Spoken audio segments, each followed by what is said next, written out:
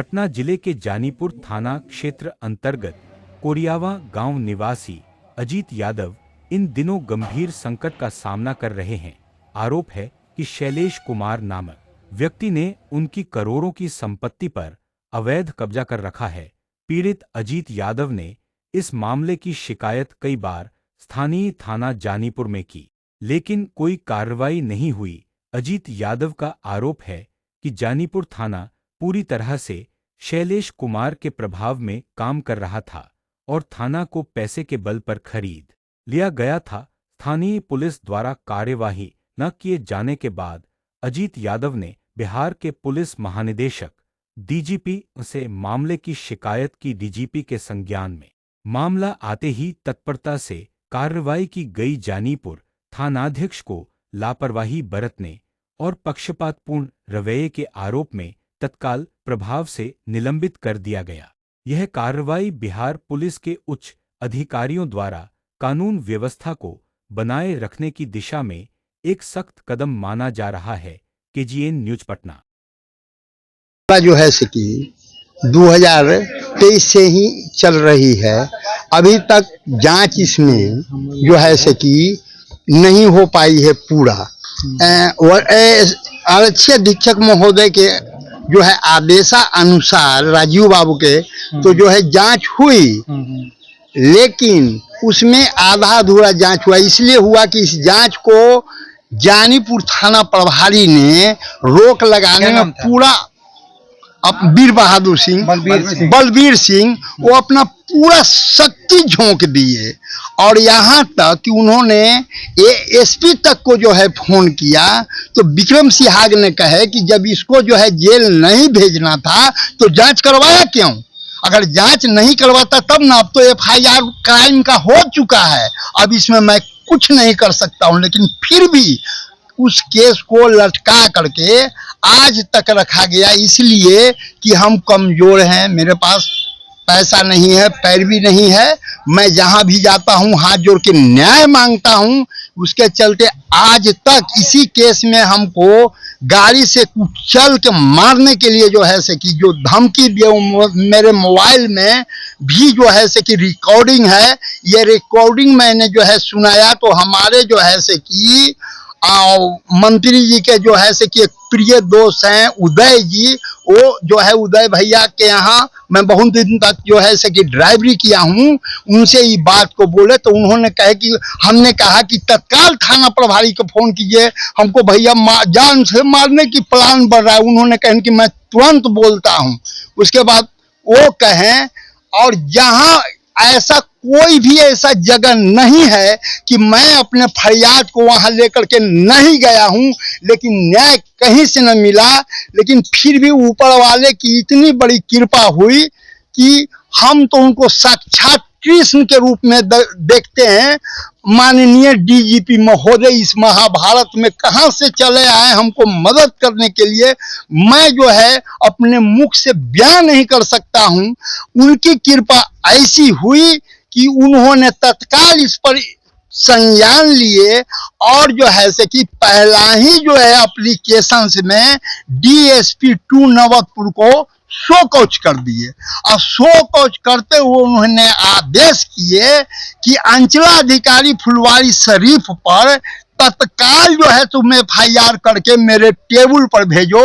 मैं जो है जिलाधिकारी पटना से बात कर उसको तत्काल जेल भेजूंगा और तुम इसकी रिपोर्ट 7 दिन के अंदर में दो। उसके बाद में दूसरे बार गए तो जो है से कि कार्रवाई ये किए कि हमारे रविंदर जी थाना आईओ थे, उनको जो है से कि लाइन हाजिर कर गई। तीसरा बार मैंने जा करके फिर आग्रह किया कि हुजूर आपके आदेश के बावजूद भी हमने 4 बार जो इसकी रिमाइंडर वरीय आरक्षी अधीक्षक महोदय के यहाँ दिया, लेकिन कोई कार्रवाई नहीं हुआ सर। तो उन्होंने तत्काल जो है से कि डीएसपी 2 से पूछे कि इस केस में अभी तक तुम क्या किया हो। तो डीएसपी टू ने कहे कि ये एक प्लॉट की मामला है, इसको मैं जो है से कि सर इस पर हम बुलाते हैं अजीत जी, जलाल जी, शैलेश जी को कि आकर के बयान दीजिए। वो नहीं थाना आते हैं, न मेरे ऑफिस पर आते हैं। हम उनको एक बार नहीं कई बार कहे सर। हमने तत्काल डीजीपी महोदय से कहा कि हुजूर जब ये जांच पर एफआईआर हुई है तो मैं क्यों थाना पर जाऊं, मैं क्यों जो है से कि डीएसपी 2 के यहाँ जाऊं, इसलिए कि अभी तो मेरा जो है से कि 7 प्लॉट बाकी है करना हुजूरी, तो मात्र 4 प्लॉट पर हुई है। कितने करोड़ का ये मामला जो है शुरुआती जांच में 2 करोड़ से ऊपर क्या नहीं, 2.5 करोड़ कहिए, 3 करोड़ कहिए, 4 करोड़ कहिए। अगर पूरी मामला जांच होगी तो ये 10 से 15 करोड़ से भी ऊपर की मामला है। अगर नसीब लाल का पूरा छानबीन अगर किया जाए तो वो जो है से कि 50 करोड़ की मामला होगा। इसलिए आज जब हमने जो है उनका आदेशानुसार जब मेरा जो है से कि आईओ राज नारायण जी से हमने फोन पर कल बात किया कि आप मेरे आईओ हैं सर, तो हाँ। हम कल के अभी डीएसपी 2 से हमने मोबाइल पर बात किया तो उनका रीडर ने बताया कि साहब नहीं है। सो जो है हम कल कि सर जांच जो आदेश मिला है तो वरीय आरक्षी अधीक्षक महोदय ने कार्रवाई तो थाना प्रभारी पर कर दिए, तो क्या इसके आगे उन्होंने कोई आदेश नहीं दिए हैं? अभी तक मैं आईओ के हमको पता नहीं है। तो उन्होंने कहा कि जो है आपका आईओ राज नारायण जी हैं, आप उनसे मिल सकते हैं, कि मिलना नहीं है। जबकि डीजीपी महोदय उन्होंने आदेश किए हैं है हुजूर आप क्या करें, तो हम आपका आईओ हैं, हम इसमें 4 सीट लिख रहे हैं। हम कि 4 सीट आप कैसे लिख दिए, आप भगवान है कहा कि बैठ के लिख दीजिएगा। 4 प्लॉट की जांच हुई है, 7 प्लॉट की बाकी है, क्या वो जरूरी नहीं है? कहीं कि ऐसा है कि आप जो बयान दे रहे हैं हम पूर्ण जांच लिख देंगे। हम कि कैसे होगा हुजूर? कौन भी थे उनके साथ? एक वो जो है ओझा जी जो हमारे प्रभारी को यहाँ से निलंबित किया गया, उनका ही दाहिना हाथ है। और ये जो है यही नसीब लाल के जब उठा के थाना में लाए थे तो यही ओझा जी बोले थे कि आपका पूरी जांच हमने किया तो पाया कि राजा राम राय भाई में सबसे बड़ था, उसका बेटा नसीब लाल है। उन्होंने जांच नहीं किया, समूचा जमीन का जमाबंदी अपने दोनों भाई के नाम पर क्यों करा लिया, नसीब लाल राय कमेसर राय के नाम पर। अब इनकी तो जमीन हुजूर दिया हुआ है बांट कर, लेकिन उसकी बंटवारा न हुई है, न इनकी जमाबंदी है, न इनकी दाखिल खारी है। जमीन का तो ओरिजिनल मालिक ही है ही नहीं, ये शो हो चुकी है। फिर भी जो है से कि इस जांच को रोकने के लिए क्या चाहते क्या हम चाहते हैं कि हमको हुजूर केवल न्याय मिल जाए, हमको किसी से कुछ लेना देना नहीं है।